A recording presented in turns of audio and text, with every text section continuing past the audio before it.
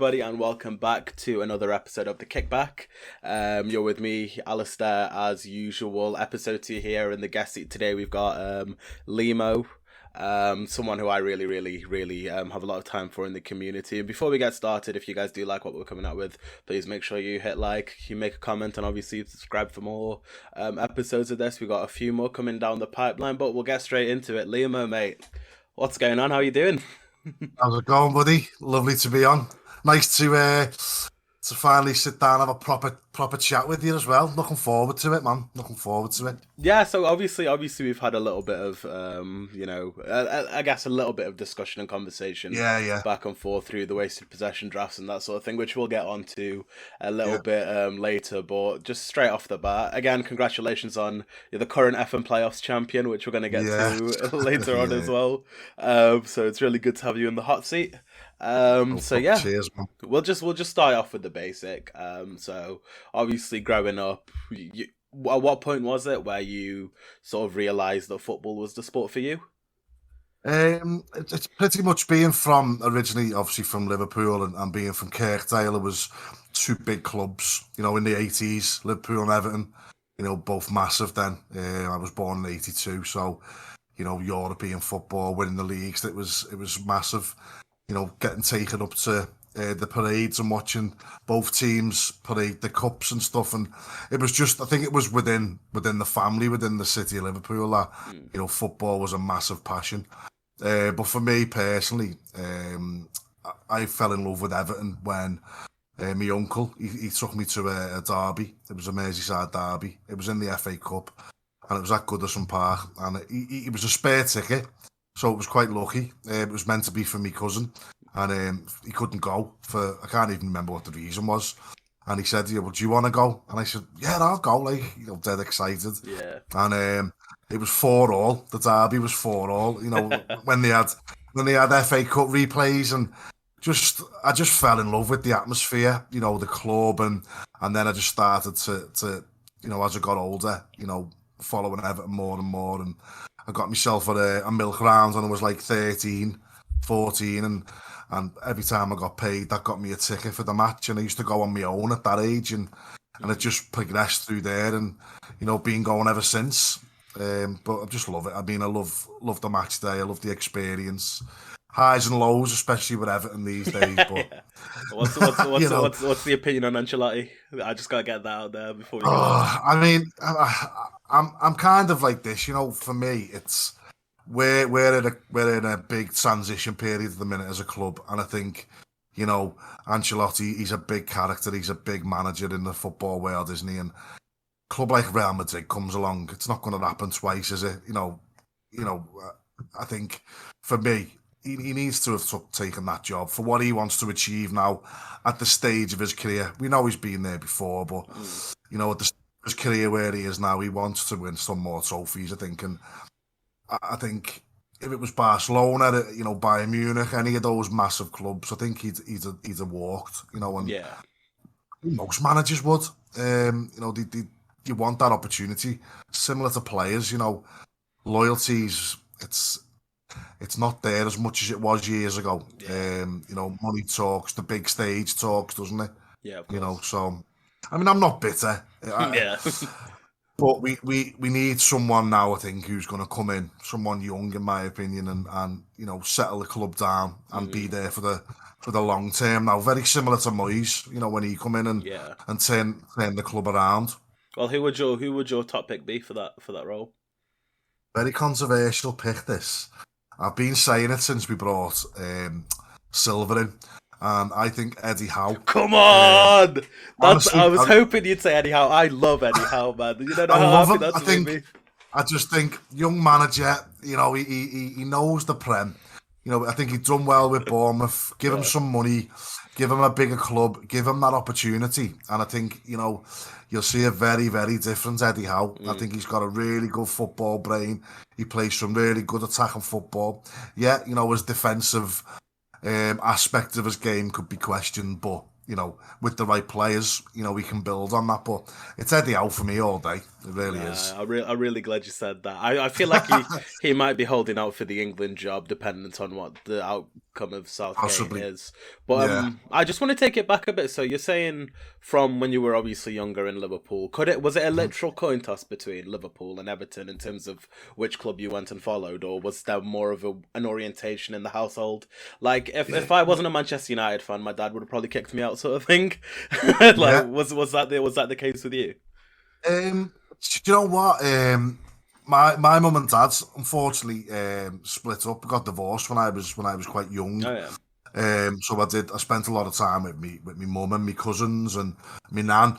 And like my nan was a massive Evertonian. And my cousins, they were all Reds, and it was kind of like the bit of the black sheep because I was my mum's only child, so I was a little bit of my nan's favourite. So I kind of like swayed towards me nan. If that, I mean, I went the FA Cup final in '95 with me nan. You know what I mean? So it's like everyone else is going with the mates, and I'm like, yeah, sitting in the stands with me nan, giving it loads. But she was massive. She was a massive fan, and I think that's what sort of turned it for me. The rest of the family are all Reds. My dad's a Red. My stepdad was a Red. So I think I just kind of stuck with me nan. Nah, I get that. That's good. I think it's always that sort of family. Like family is what got me into that sort of thing. And my dad was the only one who was really into football. My auntie's a Chelsea fan, but that's because I think she thought Ruud Gillett was fit, so that's why she sort of swayed onto that. It's like my cousin, we used to always like have a bit of banter with him because he'd always support whoever was top of the league. He'd always buy the strip. His mum would always buy him the kit. Like Man U kits, Newcastle. He had all types, Blackburn, and we were just like, support a club, will you? Like, so bloody pick one. Honestly, just pick a club. So do you have like an earliest sort of football memory? I know for me personally, it was watching football with my dad. Ruud van Nistelrooy dribbles from the halfway line, does about 5 players, ruins it at the end, but scores a scrappy goal to get it in. That was the point where I was like, okay, now you've got my attention, sort of thing. Yeah. What was that moment for you? I think I'd probably say one of the earliest moments was I was actually watching World Cup Italia '90, and I was watching it in my nan's. Spent a lot of time there, and I remember Roger Miller running down the wing, and the Argentinians were absolutely flying into him. I think his boots fell off. He was just running. All of them were just sliding into him, and I was just like, "Oh my god, this is crazy!" And that whole tournament, I think I just fell in love with football. It was one of the best tournaments for me. I've seen a few World Cups now and Euros, but I think that was the best.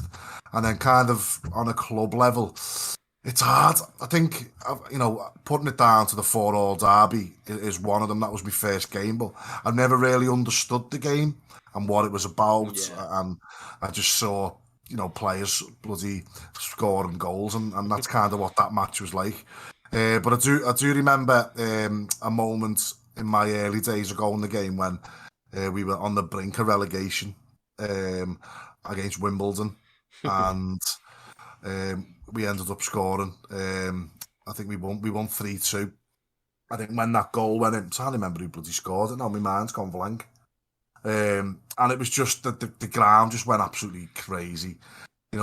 Everyone's on the pitch. It was just such an amazing moment. Yeah. And it saved us, because I think if we'd have gone down at that time where we were as a club, I think we'd have struggled coming back up. Yeah. We'd have really struggled. Yeah, quite contrasting from the sort of mainstay that you are now in the Premier League, regardless of what FM21 thinks, with Everton seemingly getting relegated every single first season. Every time, yeah. I don't know what the vendetta is. It's because they pulled it's because they're not sponsored anymore. I'm convinced. Yeah, definitely. But what about actually playing? So when you were a youngster, were you regularly playing football? Was there any position that you sort of stood out to you and you excelled in? Yeah, so when I was younger, I played, for the school team, under 11s. It was pretty much when I started. When I was about 10, 11, started playing. There was a lot of teams around in them days, so it was quite easy. to sort of get into a decent enough team. And there was a lot of pubs. So most pubs had, teams from the age of under 10s, under 11s, up to like under 18s. So yeah, I joined a club called the Tramways, which is a local pub not far from where I lived. Great bunch of lads. Went to Iron Man for a few tournaments. Okay.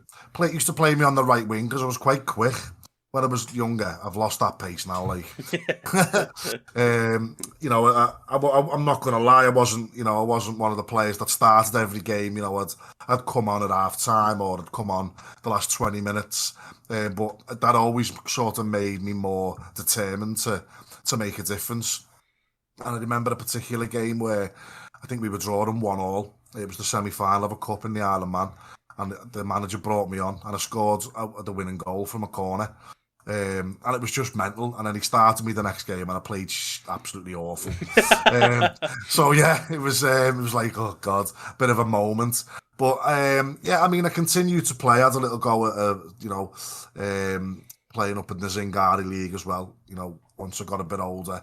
And I think as I started to lose my pace, I enjoyed sort of being more of a kind of voice of the team as well. So I found myself falling into sort of captain's roles and being that central figure. And it was only natural, and I started to drift towards the centre back.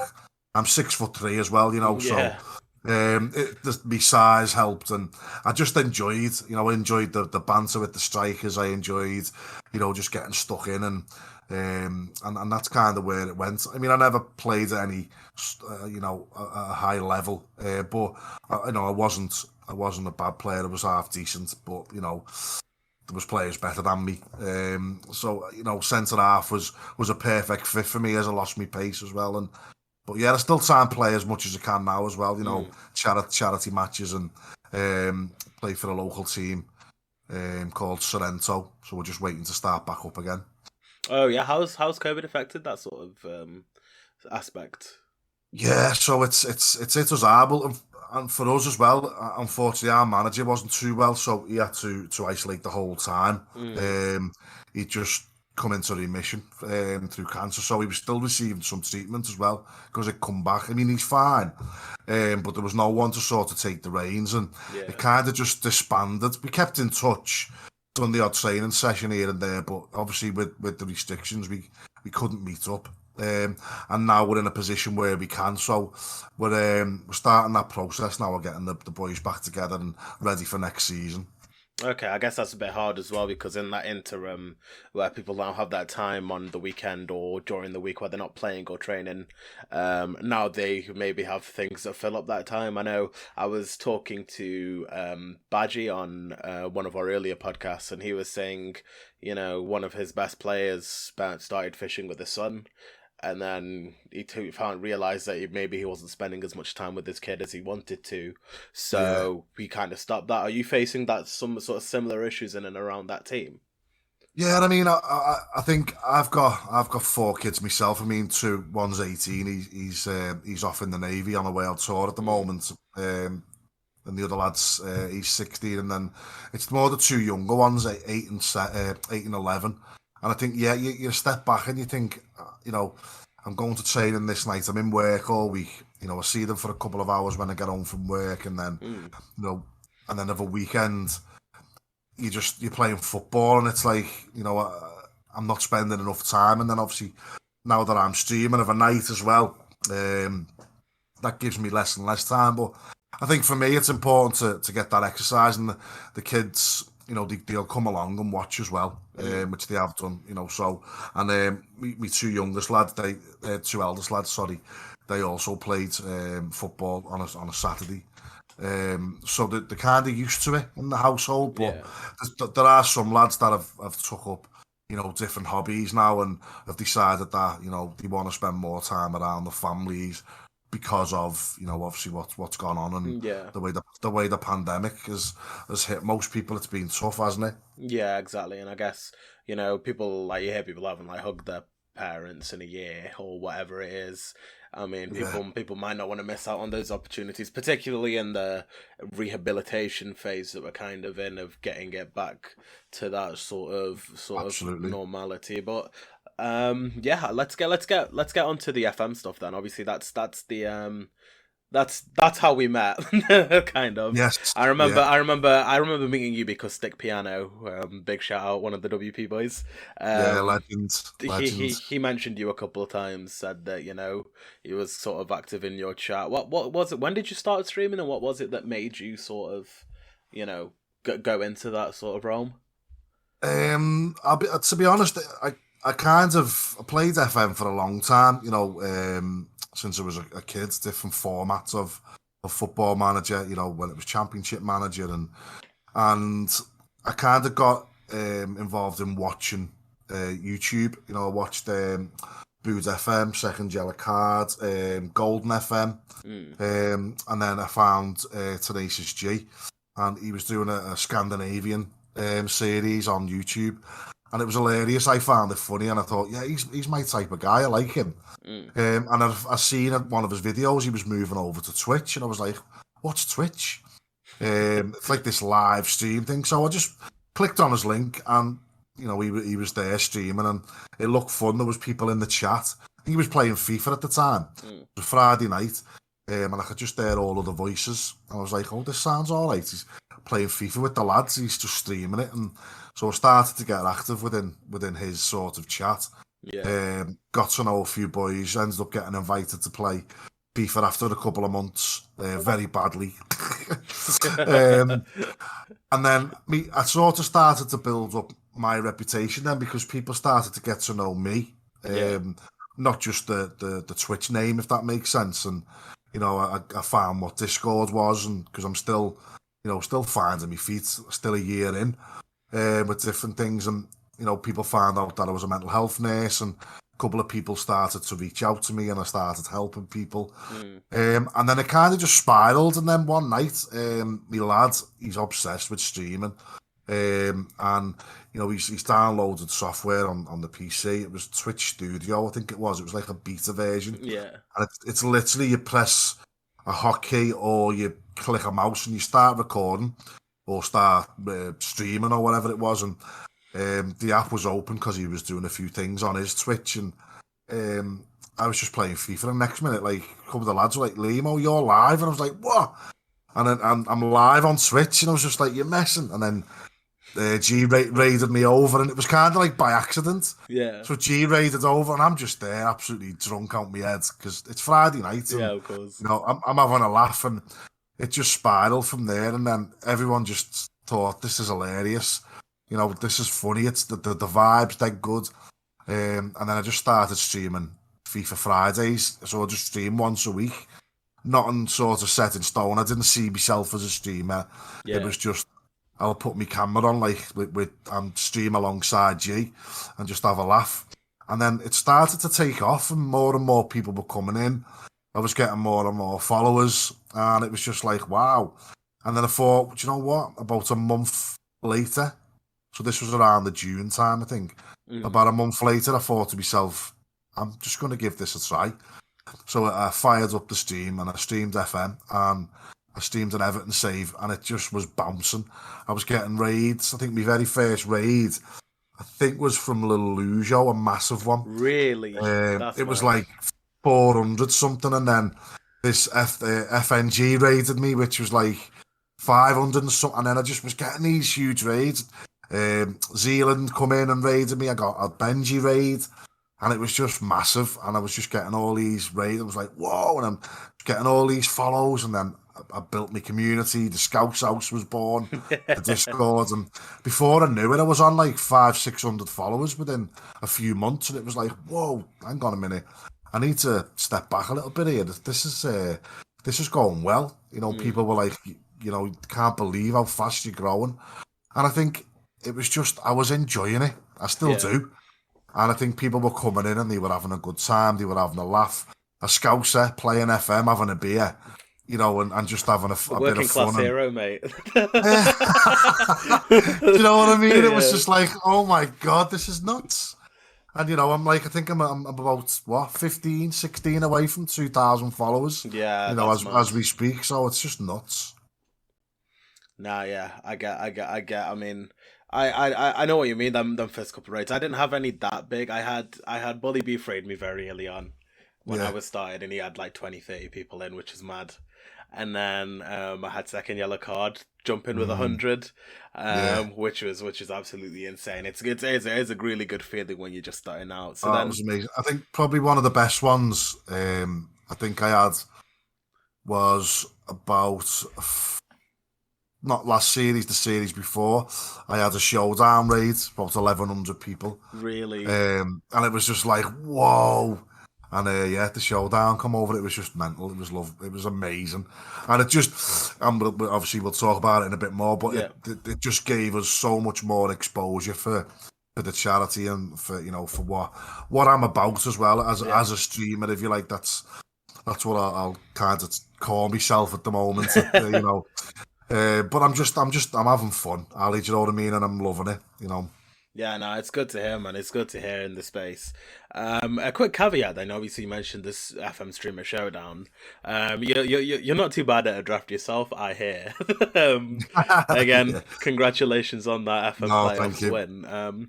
What was the first sort of draft that you took part in, and how did you get into that? I remember it was through a Discord. It was called the Creators Championship. It was Mm, a while ago, and I was involved in a draft. I think I got asked, and Tony Jameson was involved, mm, um, and I done that one, and I ended up getting to the final against Tony, and he beat me. And it was brilliant, and I thought, yeah, I like this. And then I didn't do one for ages, and then trying to think that I'd done another one which I can't remember what it was called. And then the waste of possession come along, mm. and we're like, "Do you want to get involved?" I was like, "Yeah, definitely." I think the first one I done, I got through the groups, which was brilliant. And then I came back, and then Jack knocked me out in the knockouts that first round, and it was like, "Whoa, hang on a minute, right? Let's take a step back here." And then I got involved with the FM playoffs. Got to the final in the first time with that keg. Keg beat me, and then it was like, oh god. And then I got invited to Waste of Possession again, and then I ended up. I unfortunately didn't get out the group stages, and then I was then involved in the playoffs again. So I got to the final again, and I beat Lazy Number Nine this time. So I beat him in that, and then the latest one was the FM Super League. Mm, So I done the FM Super League and got to the final of that one, mm. and got beat 1-0. Sweet Left Foot beat me 1-0 in the final. So Yeah, yeah, do you know what? I enjoyed them, and I seem to do well. Um, but I think from the database version and the draft version, very different. yeah. I do seem to kind of do much better in the database versions than I do in the actual draft itself. So I think I've got to take some learning, Mm. in regards to doing better, in the waste of possession one, because that's definitely something I want to win. I want, Get I that want on to your come belt. back and get that crown one time. I really do. I do. Well, now, I mean, you've already got the F1 playoffs. It sounds like, I mean, based on what you just said, wasted possession is the most difficult one. So that's, Yeah. we're making that official now. Oh, I'm definitely. where I'm concerned, anyway. Just get, like I said, that's just a different match engine, and Yeah. obviously, it's just. I think the draft match engine's a lot tougher, and I think for me, my learning is obviously looking at different ways of getting the best out of my tactic in the draft Yeah. itself. You It's a know, it's a bit difficult as well, particularly with the drafts, because what does work in just sort of a normal offline save. Like I have a 4-3-3 gag and press, which is absolutely amazing offline. If I yeah, try and use that against anybody, I'm getting absolutely leathered. I'm getting thrashed. So yeah, I think it is just part of that learning curve, and obviously, you coming up against Goofy Jord, like he won obviously that yeah, season, still in the yeah. He running did. to win this current season. Yeah, yeah. Like anything can happen. It is competitive. But what's it done for you in terms of the community, and how good do you think it is for the community? Because personally, I've met so many people I would not have met otherwise. Well, absolutely. I mean, you're spot on, and I think meeting people like yourself and Mm. getting to know you more, and the likes of Stick and Jack Moore has been brilliant for me. Top lads. Getting involved in the playoffs. Getting to know Mozart and Keg more as well has been brilliant. But yeah, you're absolutely right. The amount of people I've met doing these drafts and sort of, I don't know, I suppose rubbing shoulders with people who are considered, within the FM world as the held in high regard, aren't they? They're Yeah. well respected. I'm not going to say the word big boys because I know people don't like that term. Mm.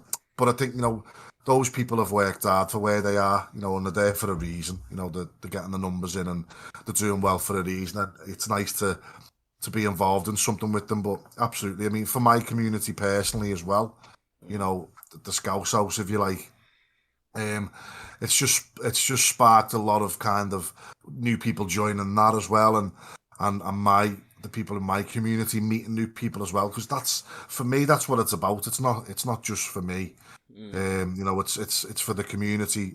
It's for my community, and I think we all want to make the FM community a better place, don't we? Yeah. And I think I've definitely seen a change in it over the last year. I've been involved from when I first came on the scene, if you like, and I am meeting a lot of people, and there's not many people that I meet and go, do you know what? I'm not fond of him. I don't Yeah. like him. 100%. And I know it's tough because it's a different sort of format that you're meeting people on, but Yeah. I think it's just nice to get to know other people and share experiences with them as well. 100%. And I think it's a really good time to be in and around the community, because I think as FM as a game is just one or two tweaks away from being insanely popular. Yeah, Like, I think it is one of the most downloaded games on Steam every single year. It obviously was yeah, free with Epic, and there was millions of players. I think the second that they add something Ultimate Teamy, maybe not yeah. something like that gives you a good competitive head to head, the same way Mm, that FIFA does, because that's what carried that FIFA community to that next stratosphere. yeah, If something yeah. like that is implemented and it gets those eyes on it, I think there's so many good people like yourself and a few of the guys we've mentioned: Stick Piano, Mozza, Mm, Diz. I mean, I'm trying to think of people that aren't already established who are up yeah, and coming, like McKins as well, yeah. McKinn's George, good lad. Samajo. I think Yeah, that coming along, I think these guys are going to be able to take it to that next level. yeah. So it's a really interesting space to be in. But the ball's in SI's hands, obviously. Mm, Whether definitely. whether they do something or not is a different question. Well, would you like to see the game go from where it is Yeah, I now? think it's interesting what you're saying. That sort of ultimate team-esque sort of what can they do now to improve it. And I know a lot of people have come up with different ideas Mm. around stadiums being more involved in the running of the actual club than just being, sort of the manager. But, Mm. I can definitely see some sort of trade-off with online players and, maybe monthly cards coming out Mm. through a draft system. So that you can sort of boost your online save, your personal online save. I mean, I'm doing a custom save now. Scouse House FC. I've had shirts made and everything. It's brilliant. Yeah. It's a laugh. But I use the editor, and through channel points, um, players can boost their players' stats. Mm. So throughout the season, there's opportunities where you can kind of boost your stats. So kind of like a team of the year card or a team of the week card. So that could be something interesting to see how they would implement that into the game, and that it works, but Mm. keeps the game smooth, but still allows such competitions like the drafts, wasted possession, Yeah. showdown, playoffs, stuff like that, and them to be able to carry on. And I know a lot of people have discussed some of the diversion issues in some of the drafts. I think some of those bugs as well Yeah. need to be ironed out, don't they, first as well? 100%. They kind of. I mean, there was problems with. There's been problems with the streamer showdown. I thought the streamer showdown coming along would force SI to, fix them. You've got something that's getting over 100, over 1,000 viewers on the front page of Twitch, I think last Yeah, time it was, and you're yeah, still having issues where like people are just bugged out, mm, latency issues, so different results are showing up for different people, yeah, and yeah, I feel like there is such a long way to go for it, but it they need that sort of caveat, I think, in yeah, order to for it to become sort of on a massive level, and sort of going from that small niche community to a more mainstream one, which, yeah, I guess I do enjoy the community as it is. Obviously, it's yeah, quite tight knit. I've not seen a community where the people who are making the content have such a good interaction with the people who are watching it. yeah, You yeah, don't get that in absolutely. anywhere else, because I mean I've said it multiple times. Football Manager is just chatting with something on in the background, right? Because Yeah, 40% of the time you're playing the game, you just sim in between matches anyway. yeah, So yeah. it's really good for that sort of interaction. Mm. Um, sorry. Yeah, no, and that's something that I think is key with the streamers that you watch when they're playing FM. It's you want to keep that interaction because you want people to come back. You Yeah. want people to have a good time. You want people to enjoy it. And just put little spins on things and little transitions. Like your different alerts and stuff just adds a different element to you as a person. Yeah. But you're spot on. You're there to. And I said this a few times, it's great to just sit there, play Football Manager, which you love, but have a great bunch of people in the chat just talking away to you as well. Yeah. It's brilliant. Because the way FM plays anyway, it's like if you're gonna play it anyway, this is anybody who just plays FM. If you're gonna play that game anyway, you might as well just put a camera on and carry on. And if nobody's Yeah, watching you, nothing changes. But exactly. like, from my personal experience, I was in my streams on his third day watching people on Twitch. Rish is in. Thermal's my Mm, friend from university, so he's just watching because it's me. I get yeah, a raid from Olney. Shout out Olney, he's been away for a while. Stick Piano's part of that raid. All of a sudden, wasted possessions born from those brilliant. Yeah, chains of events. Like, you, that's it. It's amazing, isn't it? mm, How things can be formed, and you're doing an amazing job, and it's for me personally, it's been fantastic yeah. to be a part of it, and hopefully I can be a part of it in the future as well. No, of course, of course. Well, where do you see your channel going? What sort of stuff are you doing that you maybe want to caveat from and build to something else? Or what other things have you got in your head thinking, I can maybe try my hand at that to boost the profile and that sort of thing up? Yeah, I think obviously FM's obviously the prime sort of um, game for me at the moment, and I do FIFA on a Friday, which that'll continue.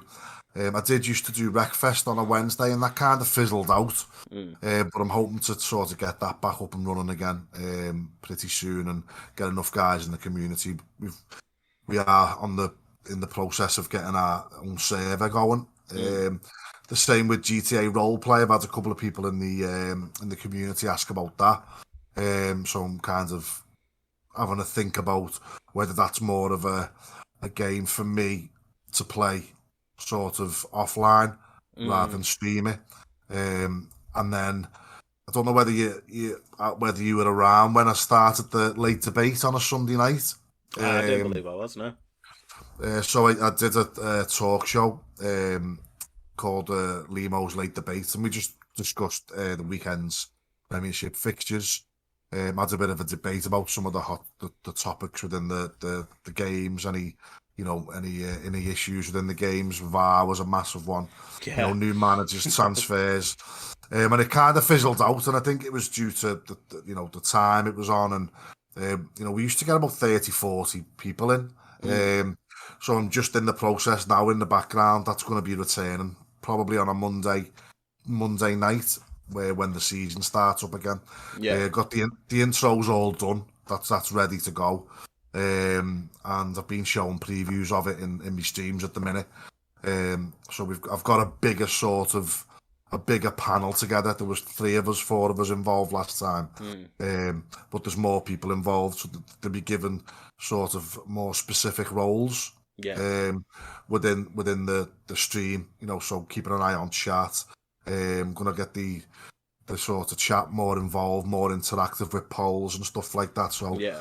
That's something that I'm enjoying. I want to continue with the community saves next season again when the new FM comes out. I think that's been brilliant. Yeah, and you know what? And just obviously implement and continue with the mental health streams as well, and get them going every 6 week cycle, and get a program going, and just keep people sort of interested. And I think as well, what we're looking at more so in the Scouse House community is those community nights, because that's what it's about for me as well, as being a community.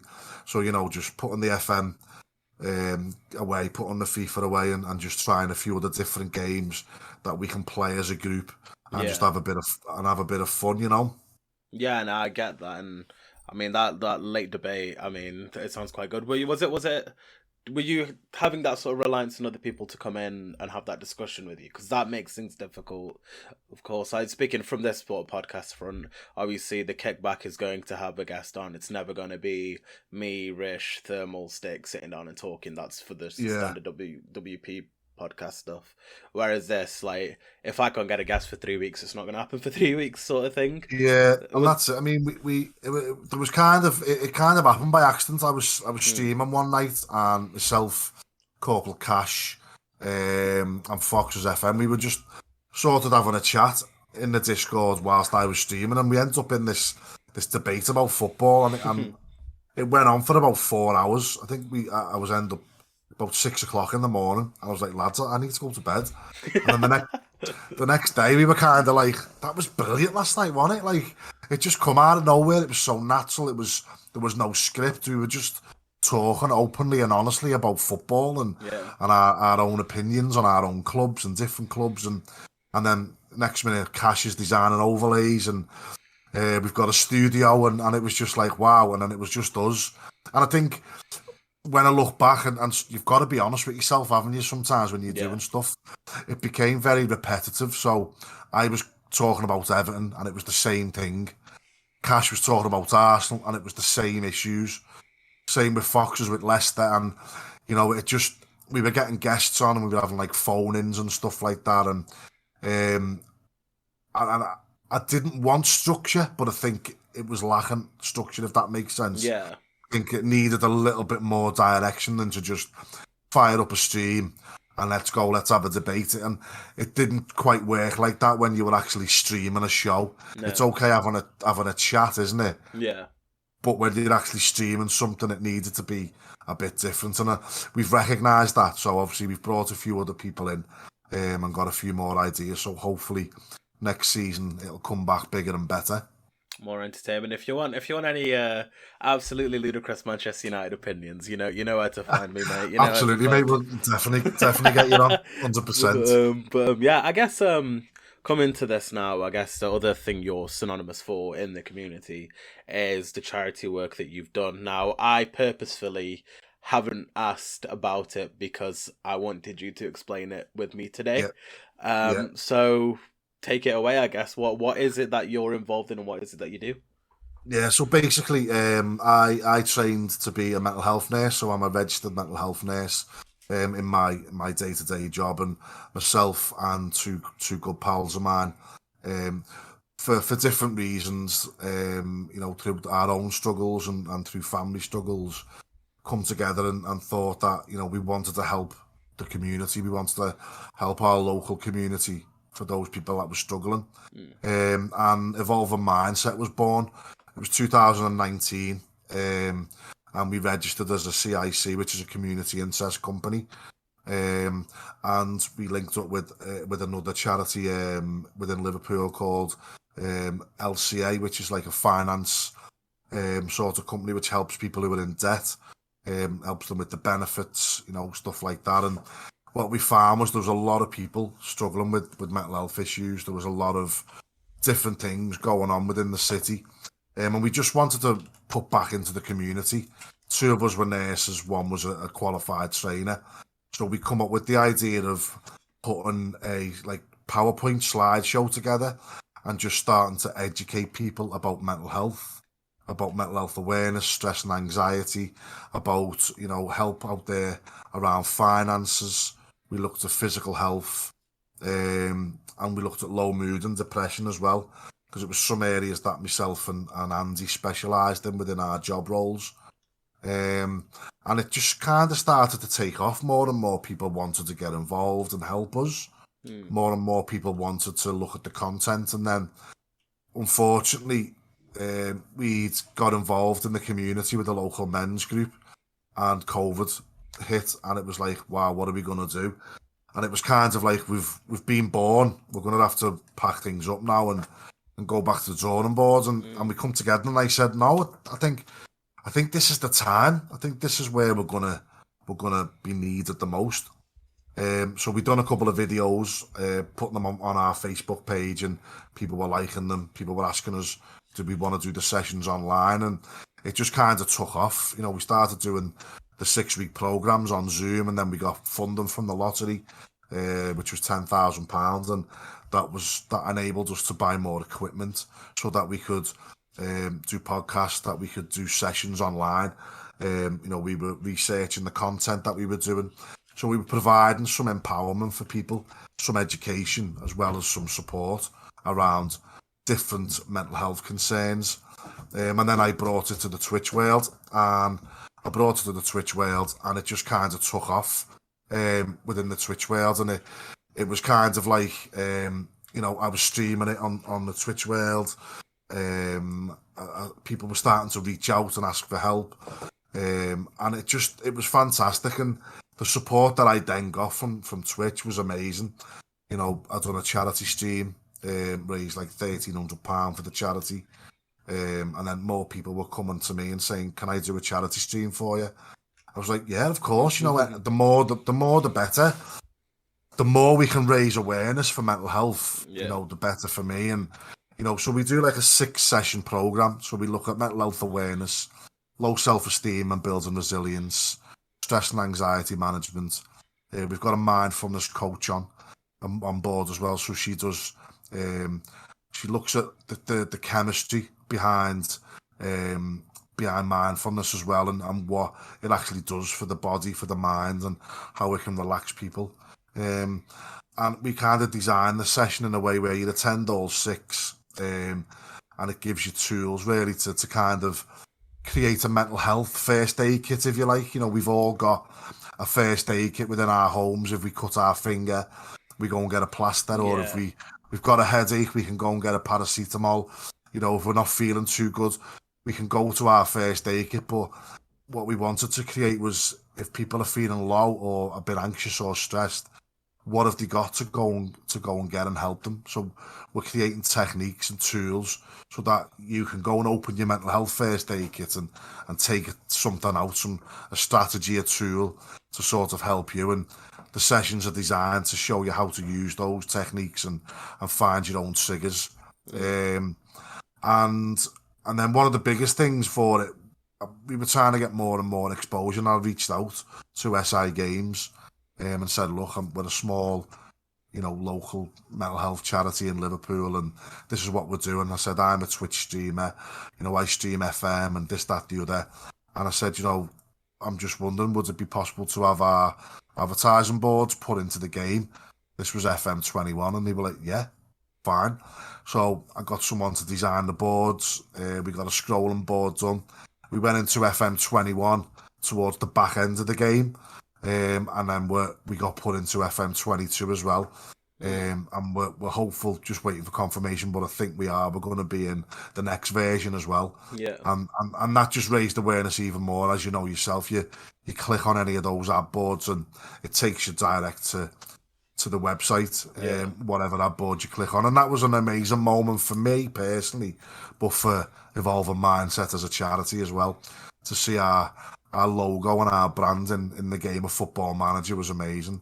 And now I've since learned that I can do that myself. So, you know, I've put those ad boards in as well. Like the Showdown do, they put their own sort of spin on it. But I have a Discord myself, so there's a mental health section in there as well, which is the Scouse House. So, you know, if anyone is struggling and does want to reach out, you know, my DMs are always open. And I'm not going to say that loosely, because I hear a lot of people say, they'll stream, or I see them in Twitter. My DMs are always open, Mm. and sometimes it's tough when someone reaches out to you and really sort of goes into detail about how they're feeling, or Yeah. you know, I've had people come and DM me, and I've rang them, and they've told me that they're standing on a bridge, they're going to Yeah. throw themselves off, or they've got a piece of glass and they're going to cut their own wrists, and to deal with that and manage that, you've got to be trained, and you've got to know how to react. So it's really important that we raise that awareness in the right way, Mm. and people are signposted, to the right professionals. And I think my Discord gives people that opportunity to, and the streams that is, to come in, and this community I've got around me are fantastic as well. They're so welcoming, when you come into streams, and they really are amazing, and it just helps me, be a better person. It helps me do what I do best, and that's support people. And like I said, I'll never turn anyone away. And if I can't help someone, I'll be absolutely honest with them and say, look, I think you need to go in that direction, Yeah. or this direction. And it's just kind of gone on from there. And evolving mindset. We're on Twitter, we're on Instagram, we're on Facebook. We've got a website, and we're just getting bigger and bigger, and we're expanding, and we've got more and more people, more and more volunteers wanting to get involved now and support and help us, which is fantastic. Nah, it's good. It's good, and we'll have all your links in the description below, and we'll put the Evolving Mindset links in if anyone does need that. But I think that's a good point that you've made, and I think it's that side that no one else would really comprehend. Like me, as being someone who, I mean, I think everyone has or has known someone who's been affected by mental health, but Yeah. not on the severity of sort of standing on the bridge, as the example you gave. And so when Hmm. you say people, putting in the DMs are always open, maybe not the best way to go down because they're not professional. Like me as a person, in my head, it's bad to think of someone standing on a bridge, but Yeah. having never dealt with someone who's done that, no matter how bad I think it is, I can't Yeah. comprehend how bad it actually is. And Yeah. so if you're putting yourself in that position and you're not trained or know how to act when it is Yeah. that Yeah. serious, then, you know, it might not be as helpful as you maybe considered, because it's not a reality for you at that point. So I think that's a really good point. And Yeah, again, it's the impact it'd have on you as a mm, person as well. If you're faced with that sort of situation or scenario, it's tough for you to sort of go, oh wow, I've said my DMs are open. This person's DM me, and they've said, oh, what are you gonna do? I need help right now. I'm in this situation, and you can't just put the phone down and say, oh, mm, I'm not speaking to you. And it's tough, and it for me, it's just letting people know and making people aware of, yeah, it's great to talk to people and let them know that you're there, but it's really important that you do emphasize that, if someone is really, really struggling, signpost them to the professionals, honestly. mm. Well, I mean, what is it that made you go down that sort of route? Because obviously it's quite a big one to go down, especially starting your own sort of charity in that regard. Was there anything that drew you to that in your lifetime that made kind of pushed you in that direction, or is it just having a high EQ when it comes to the realizing people's emotional needs? What is it that sort of sent you down that road? Yeah, I mean, I am pretty much a people person. I do love interacting with people, and I feel I can read people quite well. And I've always been seen since I was young, in school, a really good listener, if you like. And I Mm, think as I grew up, I got quite close to my uncle, who at the time, unfortunately, I didn't know he was an alcoholic. And he made many attempts to take his own life, and unfortunately, one day he did. He took his own life. And when you think, if I knew now what I know, if I knew then, sorry, what I know now, things may have been a little bit different. But that's hindsight, and life moves on, and yeah, things happen for a reason, and unfortunately, bad things do happen in life, and it's how we get over that, it's how we manage it, it's how we deal with it, and it's how we recover. But it's what we do to move on from that, and it's how that impacts us and what the outcome is. And for me, the outcome was, I don't want people to be in that situation. I'm not a hero. I'm not yeah, gonna wave a magic wand and save everyone's life. But what it is about is providing something for people to go, I can talk to Lee, I can reach out to him, and that, whether that's in my day job, whether that's on Twitch, whether it's in Discord, wherever it is, whether it's on Twitter, you know, it's allowing people to understand. It's giving people that knowledge and that empowerment to go, do you know what? I'm not feeling great. I'm going to reach out and have a chat, you know, and hopefully I'm a sort of person that people will want to come and speak to and be approachable. You know, I've never been told I'm not, you know, and I think that's the important thing is being genuine as well about wanting to help people and not just doing it for numbers, or not just doing it, you know, to kind of bring in a crowd, or not just doing it to look like, you know, you're this fantastic, amazing hero. You know, I will always offer my services, and if I can't support someone, I will tell them, listen, this is out my league, or listen, I need to step back, I can't get involved in this. And I think when my uncle took his own life, it was kind of like a switch, and I thought, you know, I need to do something. And I got into a kind of a support work job where I was looking after people with mental health and learning disabilities. And my wife sort of said to me, "You'd be great at doing that, Lee." She went, "You'd be fantastic." So I applied, got the job, and I kind of just progressed within that company. You know, ended up with my qualifications. I left school with no qualifications, and you know, I'm not endorsing that by any way, shape, or form. But things were very different when I was younger. I left school at 16, and I had a job down in Liverpool Docks. You know, that was kind of how things were at the time.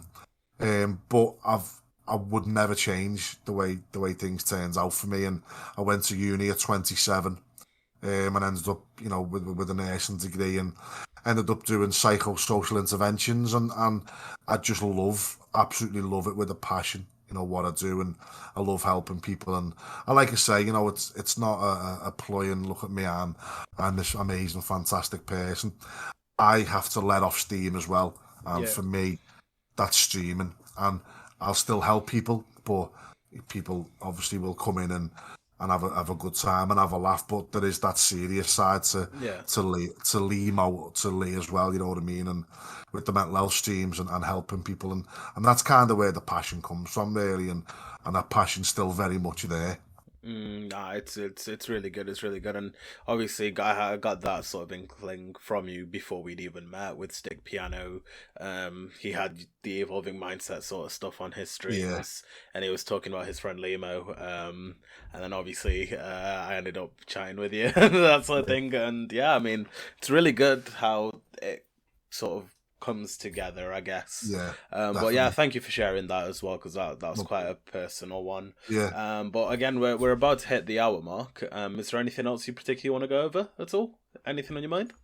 No, I mean, you know, obviously, just thank you for inviting me along, and you know, obviously, it's been amazing, and it's good to just sort of come away from streaming sometimes, and you know, sort of be me, if that makes sense. You know, I am me in streams, but just show people that, you know, there is a different side to who I am on camera, if you like. And you know, what I do, you know, in my day-to-day life with my job and stuff, you know, I take it very serious, and I love what I do. And you know, streaming's an amazing hobby, you know, and like I said, I've met some amazing people, you know, and some people are absolutely fantastic. The work and the effort that they put in, the different elements of what they do within the community, like yourself.